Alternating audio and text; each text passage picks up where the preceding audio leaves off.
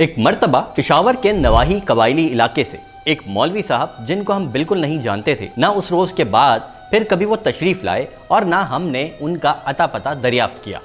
عصر کے وقت اچھرا میں ذیلدار پارک والی مولانا کی رہائش گاہ پر، جہاں جماعت کا مرکزی دفتر بھی تھا، تشریف لائے۔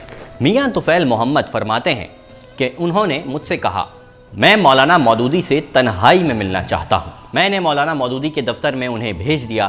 وہ کوئی آدھ پون گھنٹے تک مولانا کے پاس رہے اور پھر اسی طرح واپس چلے گئے۔ ان کے جانے کے بعد مولانا مودودی سے میں نے دریافت کیا، یہ صاحب کیا کہہ رہے تھے؟ مجھے ایسا محسوس ہوا کہ مولانا مودودی تفصیل نہیں بتانا چاہ رہے، مگر ان کے چہرے پر کرب اور دکھ کی پرچھائیاں ہیں، اس لیے میں نے خلاف معمول اصرار کیا۔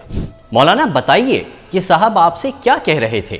اس پر مولانا مودودی نے قدر توقف کے بعد بتایا کہ یہ صاحب فرماتے تھے، میرا جماعت اسلامی سے دور کا بھی تعلق نہیں ہے اور میں فلاں 3 بزرگوں سے گہرا قلبی تعلق رکھتا ہوں اور ان کا عقیدت مند ہوں۔ یہ تینوں بزرگ مولانا مودودی کے ہم اثر تھے، مگر اس وقت ان کا انتقال ہو چکا تھا۔